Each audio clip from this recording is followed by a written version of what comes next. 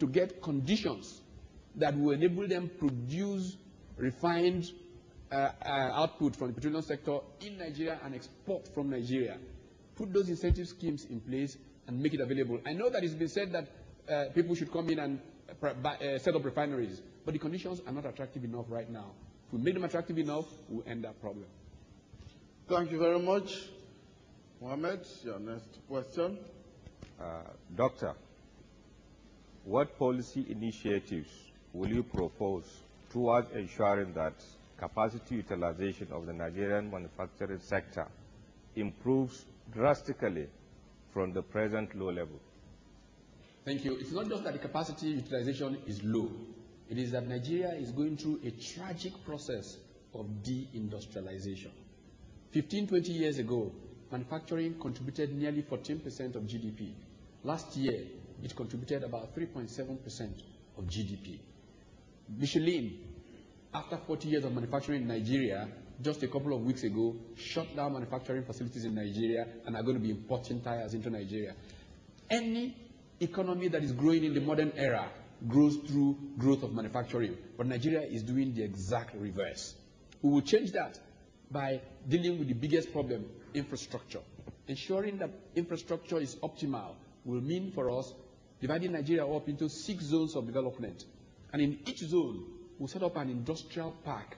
This is an enclave where clusters of manufacturing activity can take place and infrastructure is optimal at the very top. No question of light, water problems within that industrial park. If we can't provide for all of Nigeria, let's begin with that industrial park. Then people, knowing that they can be competitive in that industrial park, will move in there. Today, what is happening is that Unilever is moving its factory from Lagos to Ghana, manufacturing margarines in Ghana and shipping to Nigeria to sell. That is unacceptable. But if we had an industrial park in Borno somewhere that everything is present in, you will see Unilever set up a plant there.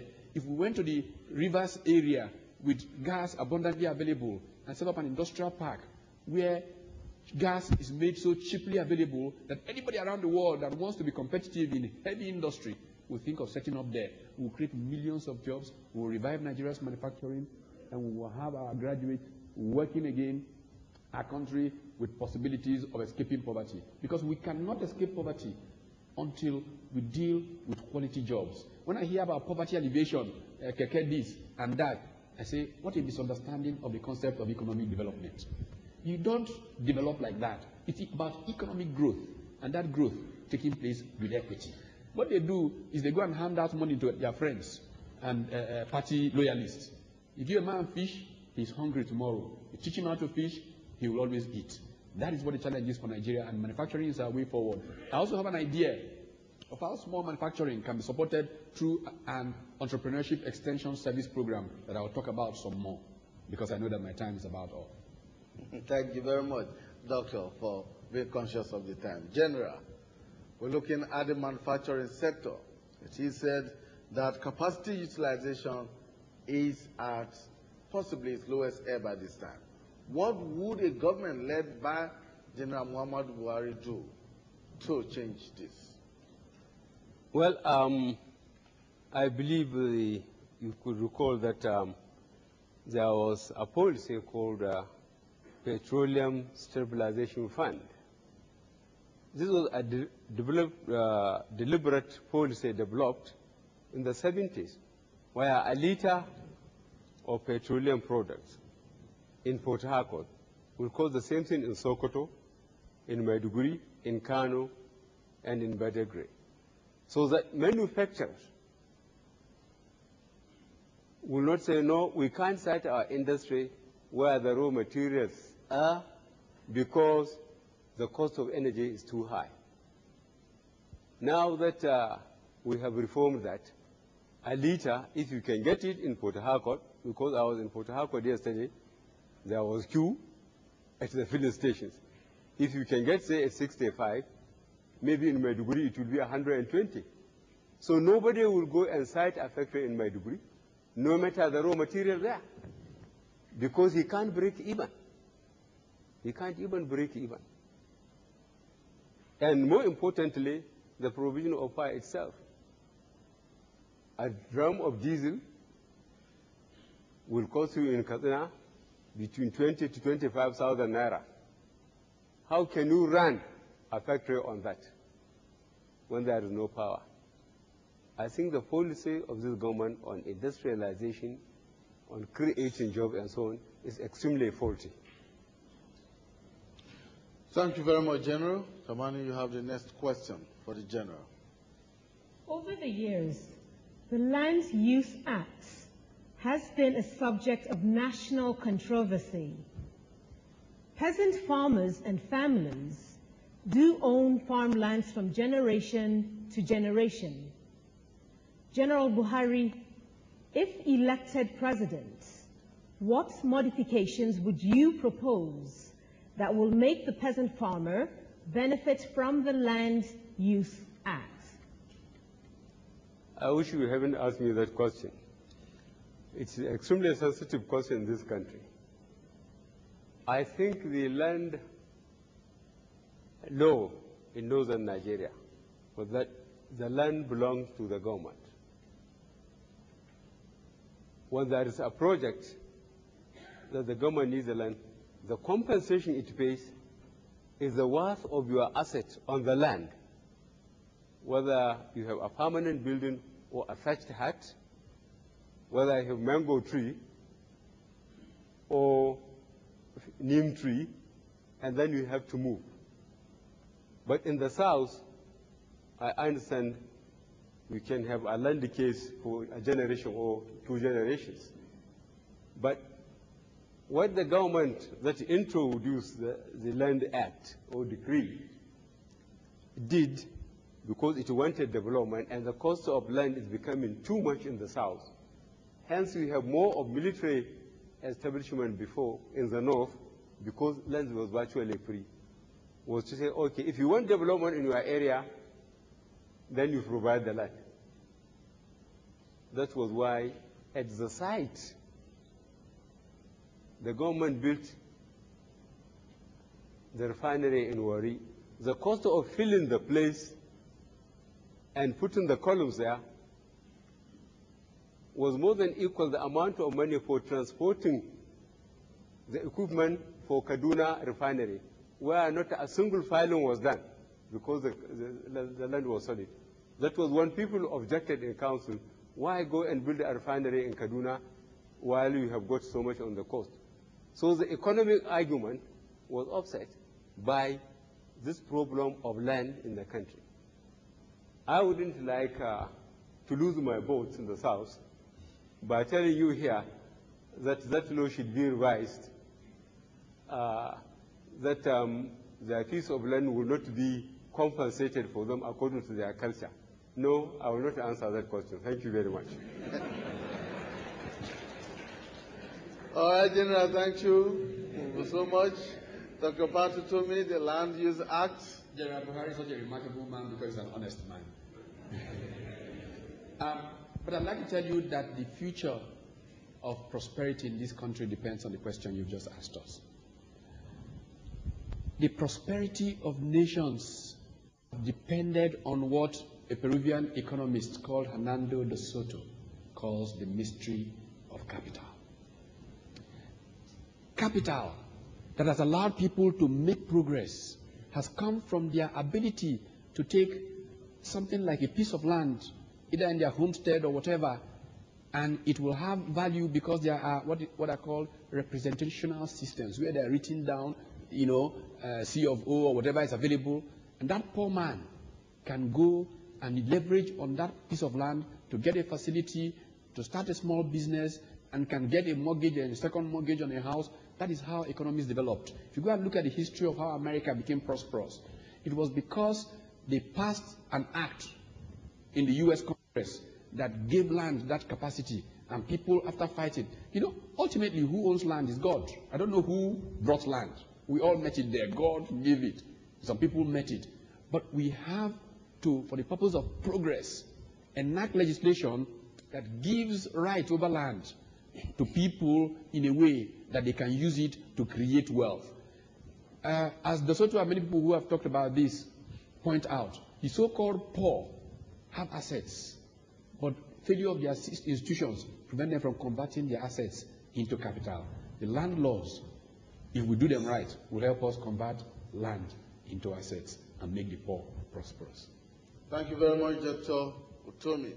May I quickly remind our audience of the rules guiding this debate? No clapping, no yelling, no forms of urging on. Please maintain the decorum. Mohammed, you have the next question. Leadership is a critical factor for the resolution of national challenges and the pursuit of issues of national development. If elected president, how will you develop Nigeria's health and medical institutions such that Nigerians, including the elite, will no longer travel abroad for medical attention? Great. First of all, you have to look at healthcare from several perspectives. First perspective, it has to be accessible to all. I will begin with the poorest of the poor, because they have been denied the most in this country. I already gave an insight into a scheme of mobile hospitals using the NYSC scheme of youth corps doctors plus consultants who volunteer their time. The details, again, on my website. And I urge people to go and see these details. At the second level, we have to deal with a focus on primary health care over, oh, let's go and heal them. If we have primary health care well in place, we have education of people, we go back to those old sanitary inspector schemes that make sure that people are not falling ill, we deal with that. Then we need to have clusters of centers of excellence. I have said that we will set up one cluster of centers of excellence, like you have the Texas Medical Center as an example, where you have top heart hospital, top trauma center, top, with those specialties, we can afford one cluster of centers of excellence. There are Nigerian doctors that I have met as I've traveled around the world who are willing. In fact, a group of them came together just recently. We are willing to raise a couple of $100 million. They wanted a Nigerian government matching grant to set up such a center in Nigeria. And Nigerian governments did not do that. But we are paying airplanes to fly out of the country. It is unacceptable. A friend of mine had to fly his mother-in-law out of the country because she had a heart condition. On that day, there were 5 people being air ambulanced out of Nigeria, and the average cost about $35,000. This is because we have created one of the worst income distributions in the world. A few people in this country have become so incredibly wealthy that they can afford all these things, and more people are getting poorer. You saw the latest figures. Nigeria is one of the worst 20 cases in the world of income distribution. This has to change. It is because the elite have these aeroplanes to fly them out that they are not caring about health care. A professor of medicine who spoke just before me at a conference in Shagamu last year from the University of Lagos, a teaching hospital, described the Nigerian healthcare system as a man-made disaster. We must ensure that we don't inflict that kind of disaster on our people, because we have the resources, we have the capacity to create centers of excellence in healthcare, to develop primary healthcare, and to ensure that everybody is healthy. Roll out malaria and those kinds of interventions. Pandemics like AIDS, we must have special programs for them. Thank you very much. General. Well, health facilities in the country really have deteriorated like so many other things. But our PTF experiences where part of the money on the increment of petroleum products was put aside for health, education, road construction, and so on. We did provide equipment for hospitals that are still seen, and some software, and more of institutional strengthening. But the most interesting one I came across was the Bamako initiative. Bamako initiative, I think there was a meeting about 15 years ago in Bamako, Mali, about health facilities or healthcare delivery system in developing countries. And what they came out of is to have health centers in communities, equip them, and then give them the first seed money for drugs, and then have a committee within the locality to run the hospital, so that when the drugs finish, they can go and buy the fast-moving drugs from the seed money they realize from the initial issue of drugs. we found out that I think UNESCO have done that to 53 local governments in Nigeria. When the PTA came, it took the rest of the local government, and we started developing this idea, including buying solar cooling system and so on to preserve drugs. The whole thing has collapsed, just like so many other things, under this administration. Okay, General, thank you so much. Well, we are beginning to wind down our debate now. But before we ask you to do your closing statements, just one more question from this end. Now, countries across the world have some form of social security program for the less privileged in society. Now, what is the welfare policy of your party, especially for the aged, the handicapped, and women? Yes. There is a question of which tier of government is responsible for what. In, say, Kano State, in charge of all its lepers and blind men and almajiris, or the central government has an input in it. That has to be made clear what policies this government is on before we can develop our own. But we have infrastructure where you have orphans' homes, you have leper colonies, you have trade outfits for blind men where they can use their hands and so on and so forth. Certainly, we have to have a welfare package for the weak, for the infirm, and for women in society. We have this infrastructure. I don't think there is anything that is lacking in this country. I think it's lack of application. People are just too busy looking for where can they get the money for big contracts, for the biggest kickback, if possible, upfront, rather than the basic fundamental social services that a conscientious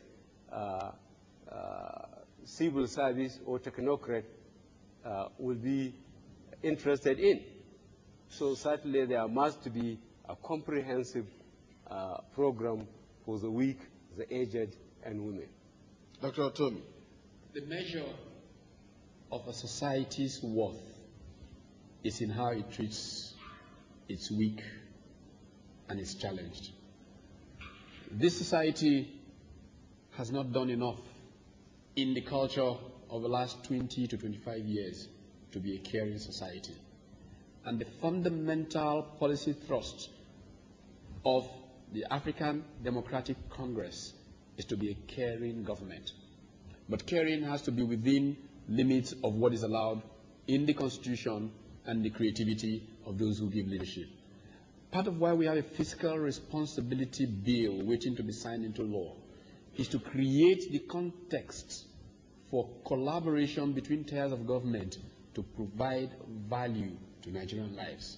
I think taking the facilities that can be made available on a grant and cooperation basis, we can provide even more facilities to take care of our weak, of our challenged. I think it is important to note that it used to be assumed that ours was a system in which the extended family system allowed you to take care of the weak, the older ones. But that system is breaking down. That is the truth of the matter. One of the things that comes with what some people will call modernization is that family ties begin to weaken. We do not have to wait until they have broken down completely to have the infrastructure for taking care of the old. We should begin to invest in them now before we are forced to deal with a calamity, a crisis. Thank you very much. Now it's time for the candidates to make their closing statements. And I turn first to General Muhammadu Buhari, presidential candidate of the All Nigeria People's Party. 2 minutes to make your closing remarks. Thank you for this final chance. When we came in, I have mentioned how I came into partisan politics and how my party has developed the three fundamental issues that under which you can bring all the problems that Nigeria is going under. Firstly is security. nobody in this country is feeling physically secure, whether you are in your house, on the highway, or in the workplace. Therefore, our duty in ANPP firstly is to make sure that we improve physical security immediately for all persons living in this country. We believe with security, the society will stabilize. And when the society stabilizes, people will mind their own business, they will be more productive. If the factories are open, they can even schedule 3 shifts in a day. Now what happens is, as soon as the sun sets, everybody like a bunch of chicken run to his house and lock it up until the following morning. And sadly, with stability, prosperity will be ensured. This is ANPP's fundamental issues that it will attack by priority: security, stability, and prosperity. Education, agriculture, manufacturing will come under all these. Thank you very much. Thank you very much, General. Dr. Patu Tomi, 2 minutes to make your closing remarks. Thank you indeed. I had looked forward very much to meeting Governor Yaradua this evening. Unfortunately, he is not here. I say of all the presidential candidates, none can claim to be as Nigerian as I am. Born in Kaduna, I grew up in Jos, Maiduguri, Kano, Guzo, Ibadan, Onitsha, University of Nigeria at Nsukka, and lived in Lagos most of my life. In the last couple of months, I have traveled around this country more than twice.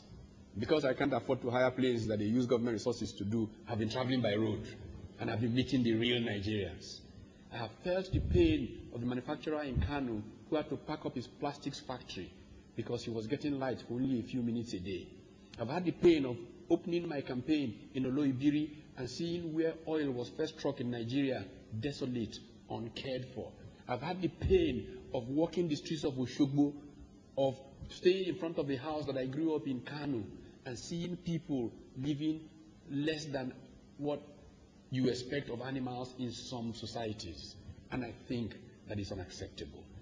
I urge you to vote your conscience if you are a Nigerian. Forget those who you think will rig it and so you have no choice but to go with them.